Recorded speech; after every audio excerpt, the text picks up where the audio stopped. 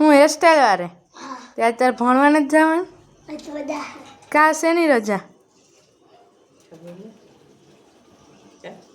કે સ્કૂલ જ કીધું રજા એટલે રજા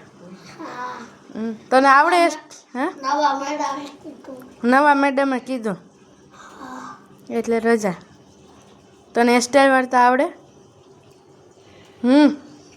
જવાબ તો દે